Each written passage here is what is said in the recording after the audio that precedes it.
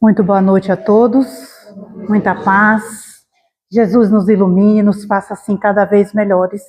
Que ao sairmos daqui, estejamos bem melhores do que quando aqui chegamos. O tema escolhido para a noite de hoje é um tema assim que não se é muito falado. E algumas pessoas até quando falam em morte, batem na madeira 3 vezes para afugentá-la, né? E aí nós perguntamos, o que é a vida?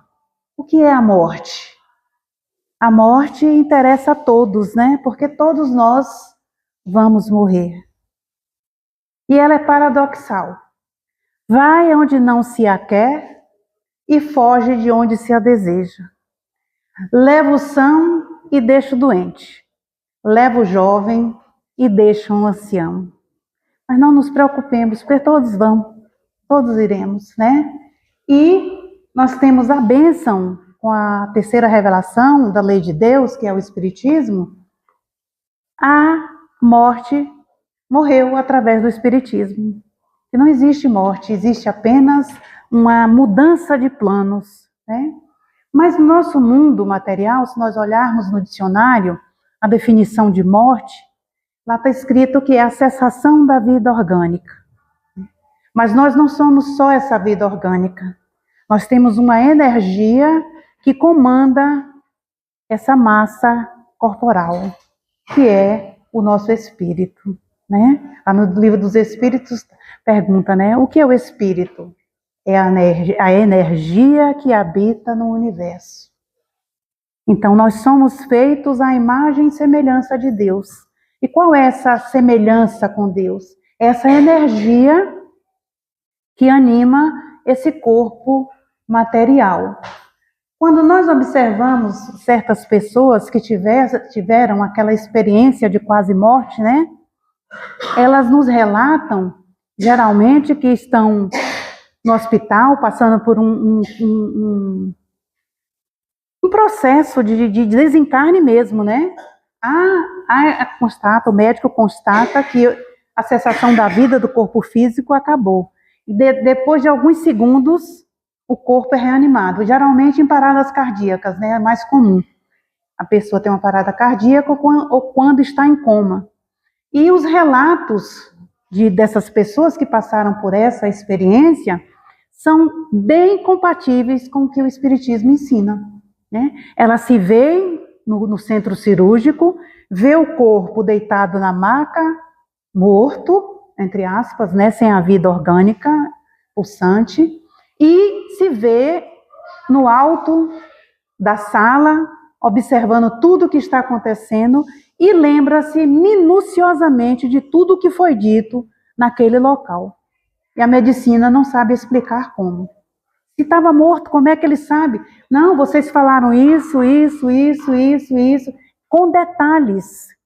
Então vejam que praticamente a ciência já está provando que a morte não existe nessas experiências de quase morte. Elas são plausíveis, elas acontecem cotidianamente. Os médicos têm provas e mais provas dessa passagem aí entre a vida e a morte. E relatos também de pessoas que passaram pelo coma, que passaram por essa experiência de quase morte, é que se despertam num lugar muito bonito e muitas não têm vontade de voltar. Não querem voltar, tamanha é a beleza, a paz, a harmonia que encontram nesse lugar onde estiveram por frações de segundos, é coisas de segundos, mas que para quem teve a experiência é uma coisa fantástica. E aí nós observamos, a espiritualidade tem nos alertado muito a respeito da boa morte, né? Como é que a gente vai ter uma boa morte se nós temos tanto medo da morte? E por que nós temos tanto medo da morte? Geralmente há vários motivos, mas os mais constantes, o medo da morte é o nosso instinto de conservação ativado, né? Porque se nós não tivéssemos o medo da morte, nós correríamos muitos perigos, porque não teríamos esse temor, viveríamos ao Deus dará. Então esse temor da morte é uma segurança que nós temos. E outra coisa é o que foi incutido em nossa mente há milênios, desde a mais remota antiguidade, né? Que se você não fosse bom, você ia para o inferno era um lugar de sofrimento eterno, para sempre, para a eternidade. E se você fosse mais ou menos, você ia para um lugar chamado purgatório, e se você fosse bom, você iria para o céu. E aí Emmanuel, no livro Justiça Divina, ele traz uma definição perfeita do que é céu e do que é inferno.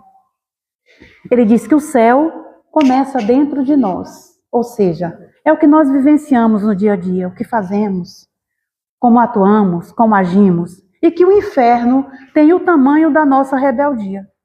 E nós observamos isso no livro Nosso Lar, com André Luiz, quando ele desperta no umbral, rebelde, com raiva, não inconformado com a morte, não entendia o que estava acontecendo e revoltado. Quando ele resolve fazer uma prece e pedir a Deus ajuda, o céu começa a despertar nele. E ele é socorrido, amparado e levado para o nosso lar. E aí ele descobre que ele nunca esteve sozinho. Ele sempre esteve amparado pela mãe e pelo Calderaro, que era o mentor lá do nosso lar, né? O diretor geral do nosso lar. E o que acontece conosco se nós estamos indo e vindo, né? Tem uma música do Milton Nascimento, cantada pela Maria Rita, que diz que a vida é um trem, né? Que há a mesma estação que chega é a que volta. E que tem gente que veio para ficar e que tem gente que veio só para olhar. A maioria de nós estamos só olhando, né? E o interessante é que a Bíblia traz muitas explicações sobre a morte. E uma fantástica está no livro de Isaías, quando o rei Ezequias, que era naquela época quando as pessoas buscavam a Deus, se dizia que ela era temente a Deus. E Ezequias era temente a Deus.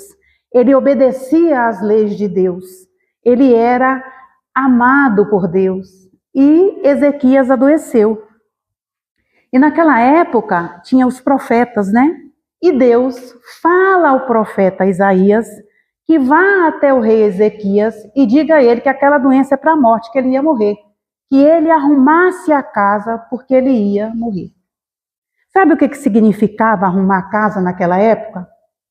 Era você se preparar para morrer, ou seja, pagar suas dívidas, porque se você morresse e deixasse dívidas, seus filhos e sua esposa viravam escravos. Então, quando ele mandava arrumar a casa, era para deixar tudo em ordem. Como é que hoje nós vamos arrumar a nossa casa? Nos preparando para a morte. E aí, Humberto de Campos, no livro, esqueci o nome do livro do Humberto de Campos, é uma mensagem do Humberto de Campos, mas nele ele assinala Irmão X.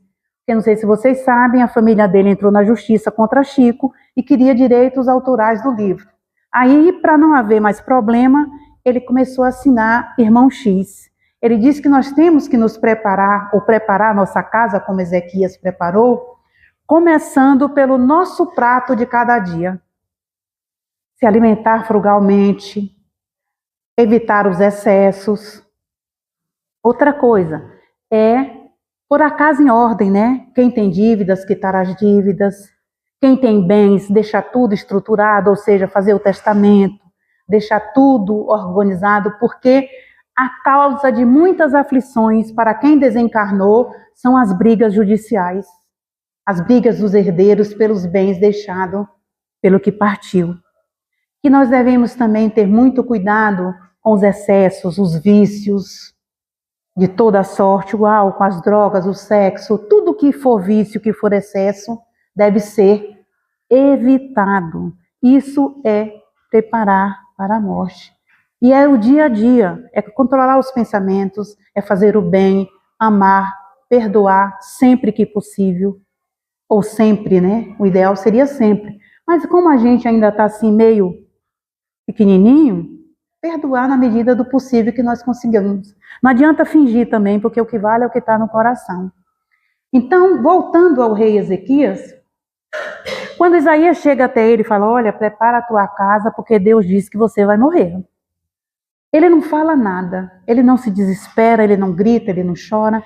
ele se encosta na parede, encosta o rosto na parede e faz assim: ó Senhor, eu sou teu servo, eu tenho seguido os teus caminhos, olha por mim. E aí, Isaías volta e fala para ele: olha, Deus mandou te dizer que vai te dar mais 15 anos. E o rei Ezequias viveu mais 15 anos. E aí eu penso, e nós? Quantos de nós estamos aí com um prazo de 15 anos, 15 dias, 24 horas, 1 ano, 10 anos, 20? Ou amanhã, quem sabe? Quem garante que acorda amanhã? Ninguém. Então é por isso que nós temos que preparar a nossa casa. E mais à frente, no livro de Eclesiastes, tem uma lição maravilhosa intitulada O Tempo. E fala assim: existe tempo para tudo na terra. Há tempo de nascer e há tempo de morrer. Há tempo de plantar e há tempo de colher. Há tempo de sorrir e há tempo de chorar. E aí vai descrevendo toda a nossa vida praticamente, com as alegrias e com as tristezas. Mas então por que a gente teme até falar sobre a morte? Por que esse medo? Por que essa aflição, né? Quando a gente tem alguém da família doente, a gente se desespera, a gente fica, e a gente tem consciência de que essa vida aqui é passageira, que nós estamos aqui por um determinado tempo. Como diz um aborígene, né? Um pensamento aborígene que diz assim: nós não somos daqui, nós somos viajores do tempo e do espaço. Estamos aqui para aprender a amar e depois voltar para casa. É isso ou não é? Nós estamos aqui para aprender a amar e voltar para casa. Por que a gente tem tanto medo de voltar para casa? Né? É a falta de consciência e de preparo. Muitos de nós, ao chegarmos ao mundo espiritual, não aceitamos, porque nos ensinaram que teríamos um céu, que ficaríamos no paraíso, que dormiríamos até o juízo final, e custamos a aceitar a verdade, que nós viemos no mundo espiritual e para lá retornaremos, né? E as lições de Jesus, né? Ontem eu falava aqui sobre há muitas moradas na casa do Pai. E o carro-chefe dessa lição do capítulo 3 do Evangelho é: há muitas moradas na casa do meu Pai. E fala lá do Evangelho de João, no capítulo 14, que diz assim: não se turbe o vosso coração, credes em Deus, crede também em mim. Na casa do meu Pai há muitas moradas. Se não fosse assim, eu vos teria dito: eu vou preparar-vos um lugar. E quando eu for e preparar-vos um lugar, eu pedirei ao Pai e Ele enviará o Consolador prometido, que vos fará lembrar de tudo quanto eu tenho ensinado. E nós estamos aqui hoje, na casa de Deus, na casa de Jesus, estudando sobre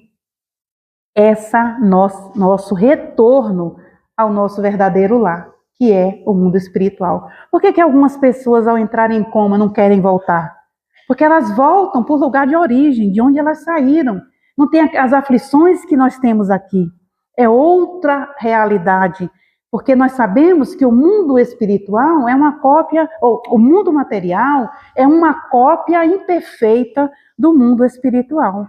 Que todas essas nossas organizações materiais foram copiadas de lá, só que imperfeitamente. E aqui nesse livro, que eu recomendo, quem não leu, leia, faz parte da coleção do André Luiz. Esse livro chama No Mundo Maior e tem um prefácio de Emmanuel. A maioria dos livros do André Luiz tem o prefácio feito por Emmanuel.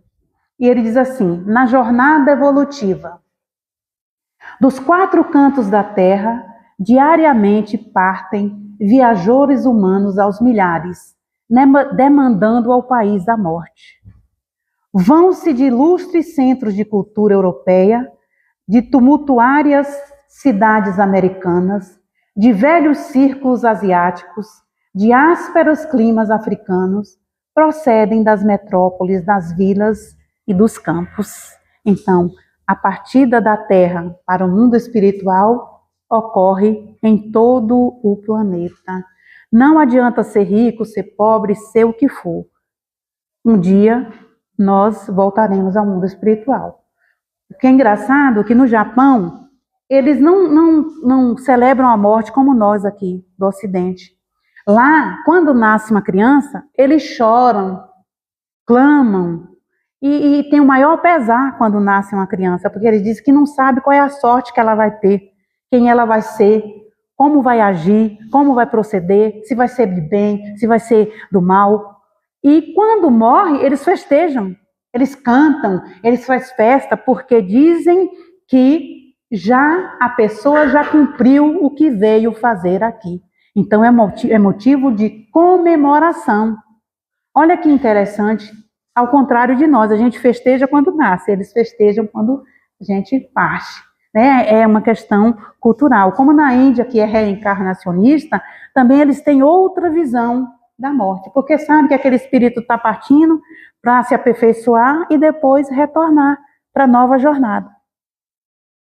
Raros viveram nos montes da sublimação, vinculados aos deveres nobilitantes, ou seja, a maioria de nós vem aqui e não tem a consciência necessária de que somos espíritos imortais, que estamos aqui em evolução para progredir e melhorar. A maioria de nós está aqui como se estivesse numa festa. Acha que a vida é só aproveitar os bens materiais, é ter um bom emprego, ter muito dinheiro, viajar, passear. Acha que a vida se resume só nisso. Faz parte da vida material. Como o Paulo nos dizia, né? Viver no mundo sem ser do mundo. Como é que a gente consegue isso? É viver em comunidade como nós estamos vivendo. Só que tendo a consciência de que essa vida aqui é efêmera, que ela vai passar. Que nós temos que fazer o melhor de nós, darmos o melhor de nós. Fazermos sempre o bem, buscar auxiliar o próximo, amar ao próximo como a nós mesmos, né? Sem esquecer de amar a Deus sobre todas as coisas. Então, a maioria de nós não tem essa consciência. Algumas pessoas acham, porque está vinculada a uma casa religiosa, porque não mata, não rouba, não adultera, já está com o céu garantido. Não é bem assim, isso aí faz parte da moral. Isso é que cada ser humano tem que ser assim. Tem que fazer o bem, tem que agir no bem, não matar, não furtar. Está lá os 10 mandamentos. Né? Não desejar o que é do próximo. Então isso é o moral do ser humano. Tem que ser, isso é corriqueiro, não é isso que vai nos fazer chegarmos ao mundo espiritual melhores do que quando aqui chegamos. Isso perguntaram àquele ator Tony Ramos, olha, você é muito íntegro, a gente nunca viu você em fofoca, falando mal de ninguém, você é um homem muito correto, como que é que você é assim? Ele fez, não, mas isso é o normal, todo mundo tem que ser assim, eu não sou melhor do que ninguém.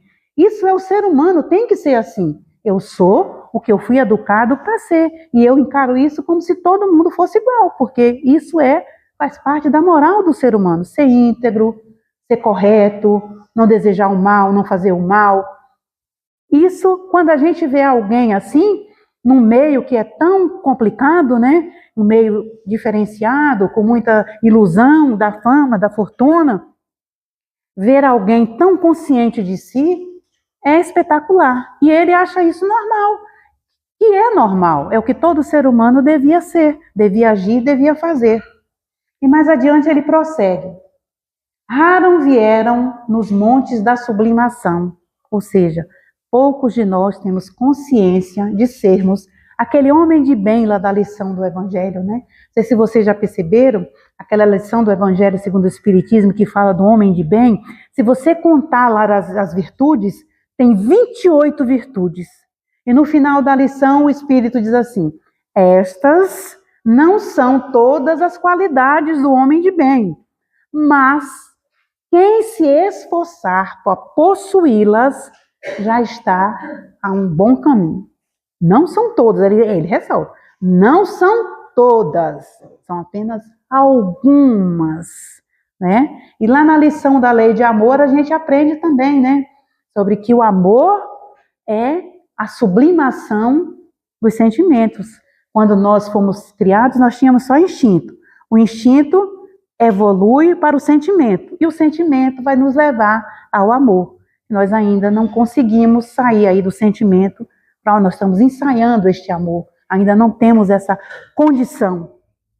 E ele prossegue: a maioria constituiu-se de menores de espírito.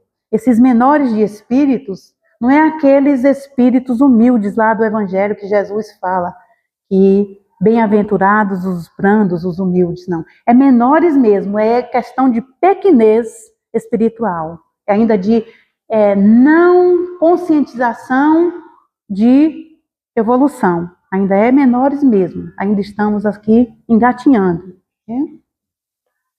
A maioria constitui-se de menores de espíritos, em luta pela outorga de títulos que lhe exaltem a personalidade, ou seja, que nos tornarmos homens de bem.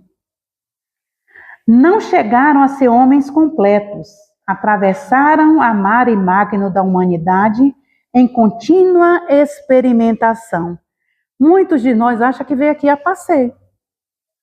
Não tem que ter responsabilidade nenhuma, nasceu para curtir, para aproveitar a vida. E o que é esse aproveitar a vida? Viver de ilusão? Ou buscar a conscientização de que somos espíritos imortais a caminho da luz?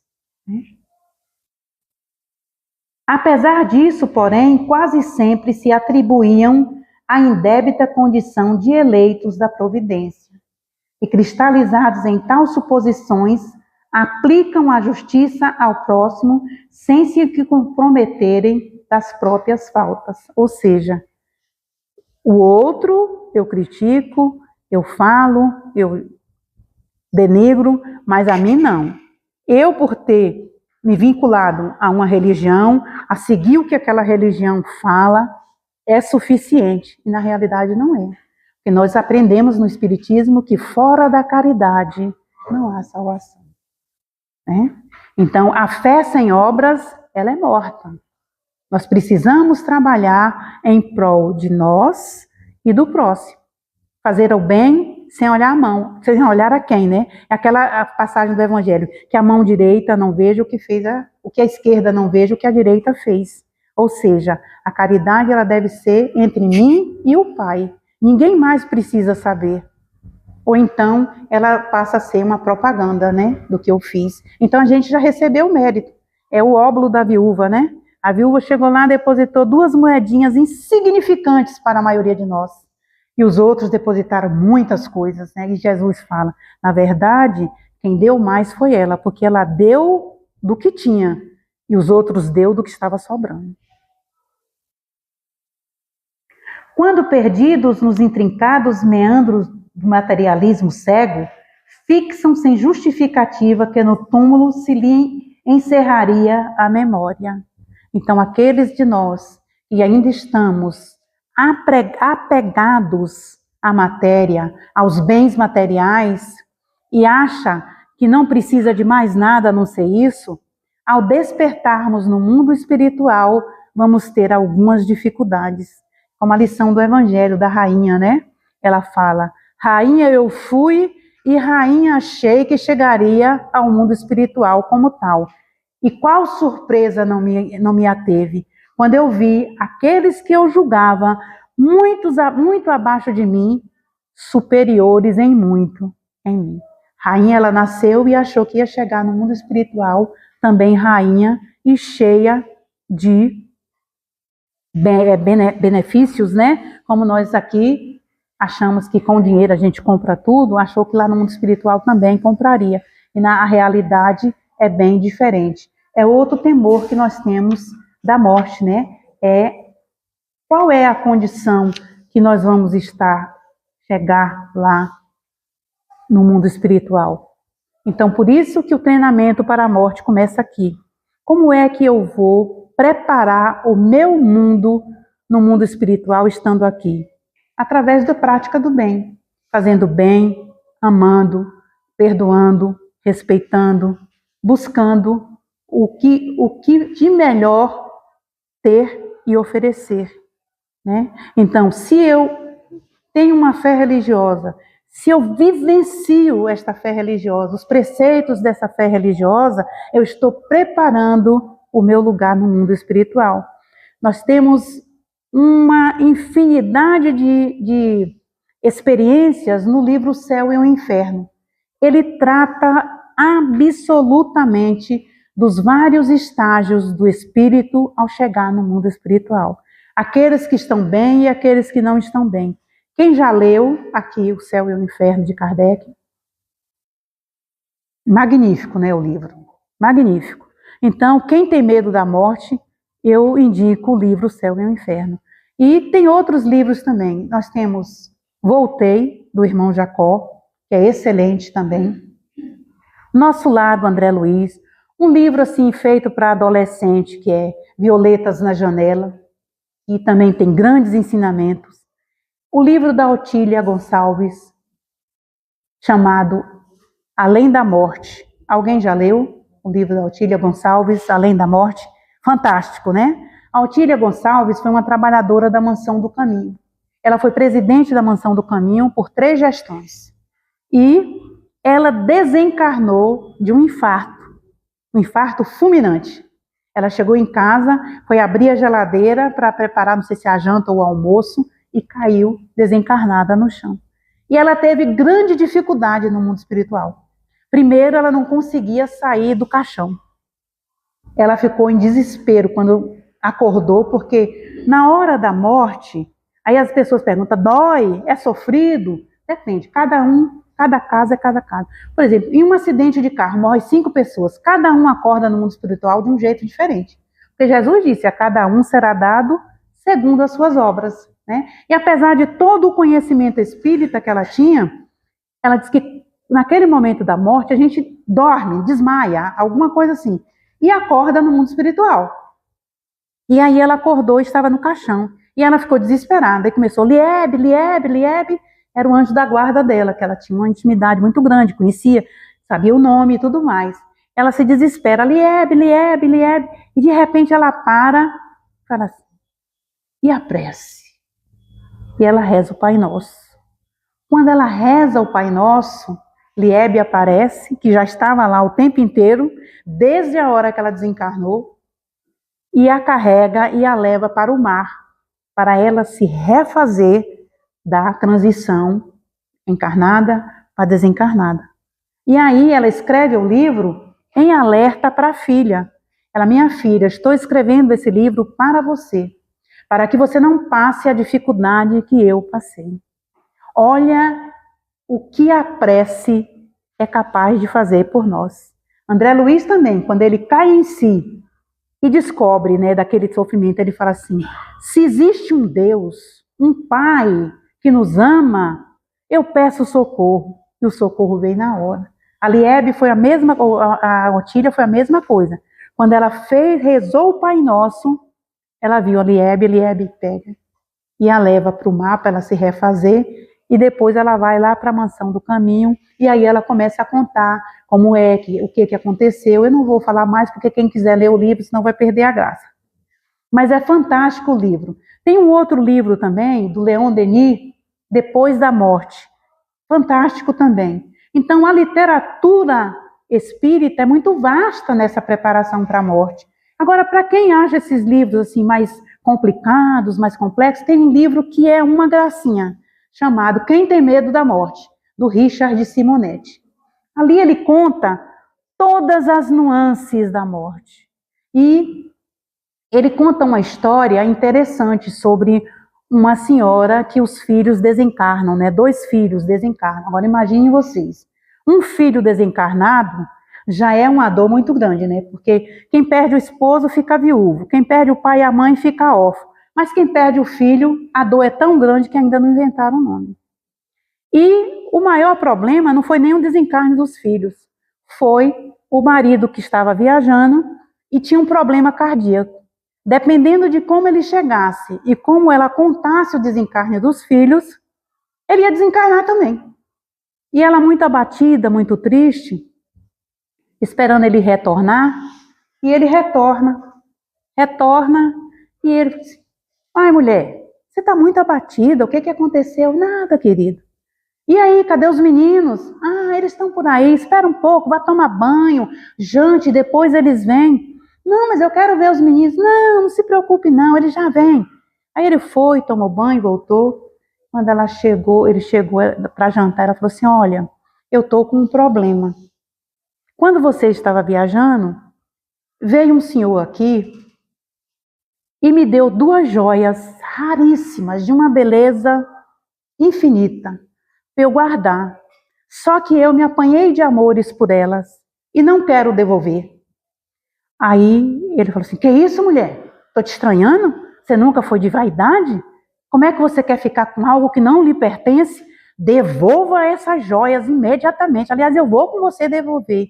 Aí ela olhou para ele, sorriu e fez, olha, amor, na verdade, eu já devolvi. As joias eram os nossos filhos e Deus, que era seu verdadeiro dono, veio buscá-los. E aí eles se abraçaram, choraram e ele falou assim, Deus deu, Deus tomou. Bendito seja Deus na sua glória. Esse deve ser o nosso comportamento perante a morte. E outra história interessante é que conta sobre o Chico. Chico estava lá, psicografando, veio uma senhora chorando, não desesperada, mas chorando, muito triste. Falou assim, Chico, houve um acidente, morreu meu marido e meus 2 filhos, Chico. A dor está muito grande, Chico. Chico levantou, abraçou ela e chorou junto. Porque tem horas que as palavras são insignificantes. Então, ele disse, a sua dor é minha dor, a sua perda é minha perda. E nessas horas é o melhor que a gente pode fazer, consolar, né? Recentemente minha irmã partiu para a espiritualidade, depois de 6 meses de grande sofrimento, e eu tive a bênção de ficar com ela 3 meses, basicamente. Eu praticamente fiquei internada junto com ela, 27 dias no hospital. Ela teve alta, 2 dias depois retornou e aí partiu. A espiritualidade é uma dor muito grande, né? Principalmente eu que moro longe. Ela estava lá na Bahia, eu moro aqui. Eu já moro aqui há mais de 40 anos. E fui para lá, fiquei com ela e é um processo doloroso. A gente sofre, a gente sabe que quando a vida continua, mas a gente não quer ficar sem a presença física da pessoa, né? Se a gente pudesse escolher, ficaríamos para sempre. Mas o para sempre a gente sabe que não é aqui. O para sempre é do lado de lá. Então nós temos que aprender a conviver com essa possibilidade. Tem mais dois livros que não são espíritas, mas bastante interessantes. Um chama A Morte é um Dia que Todos Vamos Viver. É de uma médica que ela trabalha com pacientes, tratamento paliativo, né? Aquelas pessoas que já estão desenganadas, que vão desencarnar, ela trabalha com essas pessoas, preparando-as de alguma maneira, e na maioria das vezes ela disse que o que a pessoa que vai partir quer é simplesmente alguém que lhe segure a mão. Olha que interessante. Às vezes a gente quer dar muito e a pessoa só quer alguém que lhe segure a mão. E o outro é da médica Elizabeth Kübler-Ross, que fala sobre a morte. Eu esqueci o nome do livro agora, é Sobre a Morte e o Morrer. É da doutora Elizabeth Kübler-Ross. Ela também trabalhava com pacientes terminais. E ela foi a criadora dessa medicina mais humanizada. Ela disse que uma vez foi levar a mãe ao médico, e o médico tratou ela com tanta frieza, ela falou assim, eu vou ser médica e você diferente. Ela tinha 37 anos quando resolveu fazer medicina. E ela criou essa medicina que nós chamamos de medicina humanizada. Ela tem vários livros, mas esse, Sobre a Morte e o Morrer, é fantástico. Tem uma lição que ela conta de uma criança de 7 anos que estava com câncer terminal. E aí ela leva a criança para casa, né? Ela acompanha a criança até a casa e o menino fala para ela assim, doutor, eu tenho tanta vontade de andar de bicicleta. Ele tinha uma bicicleta, mas pela doença, pelo tratamento, pela fragilidade, a gente sabe que o paciente que faz quimioterapia, ele fica muito frágil, muito debilitado, né? E Ela virou para a mãe e falou assim, cadê a bicicleta? Ela, mas doutora, ele não pode, ele está muito fraco. Cadê a bicicleta? Traga a bicicleta. E pôs o menininho na bicicleta e ele deu uma volta no quarteirão, mas chegou super feliz, cansadinho. Ah, doutora, eu estou feliz. E aí, foi para o quarto e horas depois ele desencarna.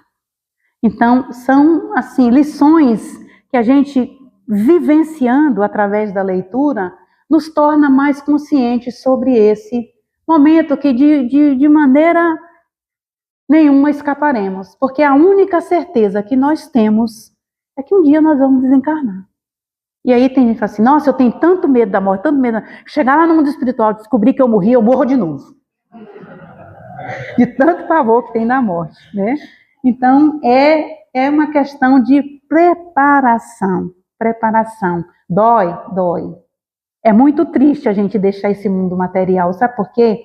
Porque a gente se acostuma tanto aqui, veja bem, eu vou fazer 68 anos.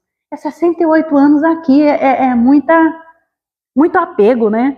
A gente não quer sair daqui, a gente quer ficar com os amigos, com a família, com os filhos, com os netos. Principalmente com os netos, né, que ainda são tão pequenos, a gente, preciso ver, acompanhar crescer, mas faz parte da vida, a gente tem que nos conscientizar que nós não somos daqui, nós estamos aqui de passagem, né? Aliás, na vida tudo é passageiro, menos o cobrador e o motorista. No mais, tudo passa, né? Chico já dizia que quando ele estava triste, um dia ele estava muito triste e assim, pesaroso, né, mano? Eu falei, o que foi, Chico? Ah, meu irmão, é porque hoje eu estou muito triste. Ele fez, Maria, mãe de Jesus, mandou uma plaquinha para você pregar aí na cama. Aí quando ele pegou a plaquinha, era tudo passa. Aí ele fez, graças a Deus, ficou contente, né? Emanuel, não fica muito alegre não, as coisas boas também, viu? Fica muito animado não, as coisas boas também, não é verdade? As coisas boas como as coisas não tão boas, elas passam. O importante é que vivamos, né, bem. Porque perguntaram ao Dalai Lama, né? O que mais o surpreende nos homens? Ele fez assim, o que mais me surpreende nos homens é o seguinte. Quando são jovens, gastam a saúde para ganhar dinheiro. Quando são velhos, gastam o dinheiro para reaver a saúde. Vivem como se nunca fosse morrer e morrem como se nunca tivesse vivido.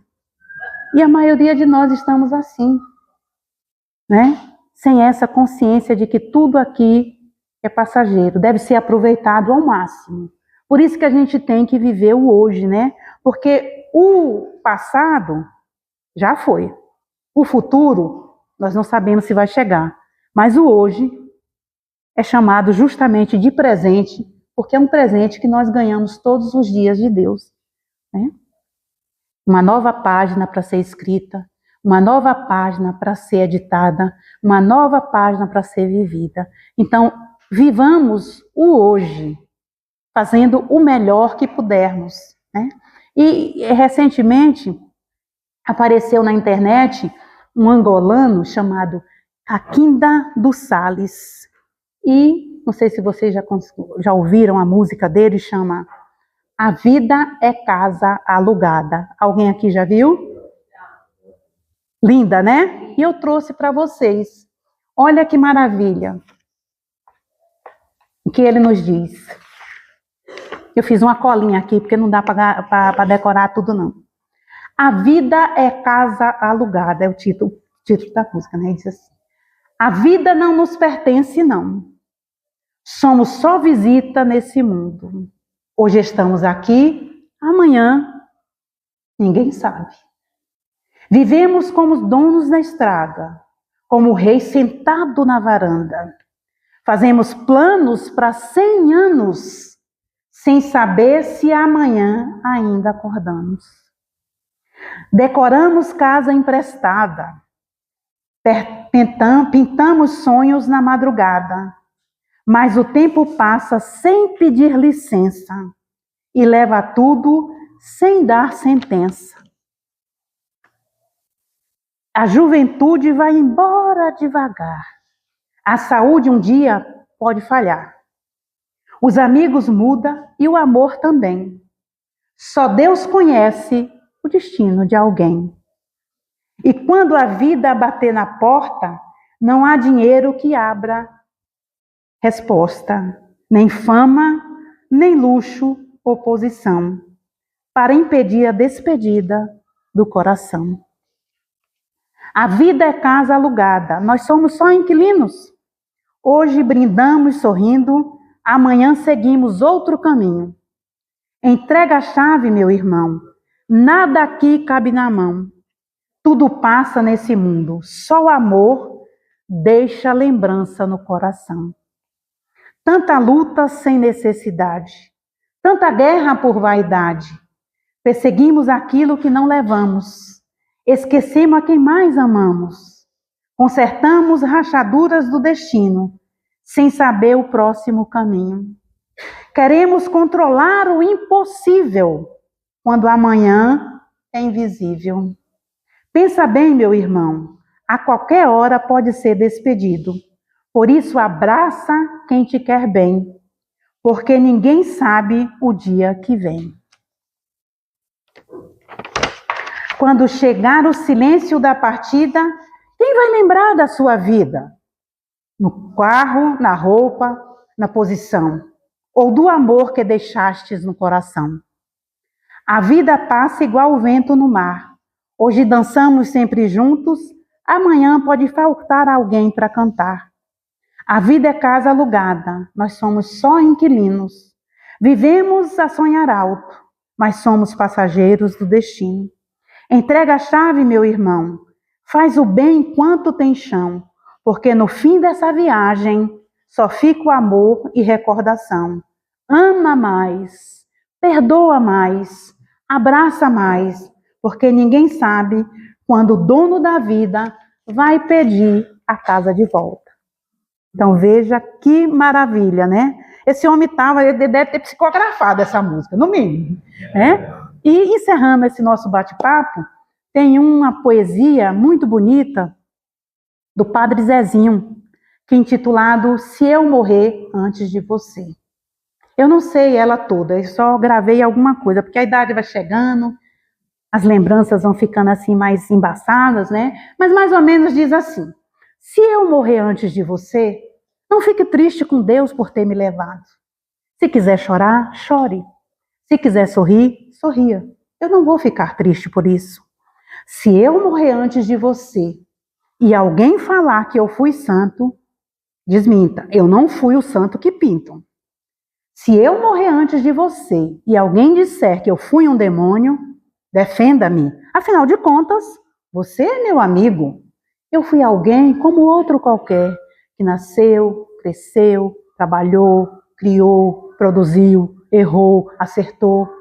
E alguém que amou acima de tudo e sempre procurei ser bom. Se eu morrer antes de você e a saudade for muito grande, olhe para o céu, veja 2 estrelas brilhantes e pense, uma sou eu e a outra é o Pai, olhando por você. Se eu morrer antes de você e a saudade for muito grande e uma lágrima rolar, eu não estarei aí para secá-la, mas outro amigo fará isso por você. Ah, eu já ia me esquecendo. Se eu morrer antes de você, eu acho que eu não vou estranhar o céu, pois tê-lo conhecido e convivido com você já foi estar no céu. Muita paz, que Jesus nos abençoe hoje, amanhã e sempre.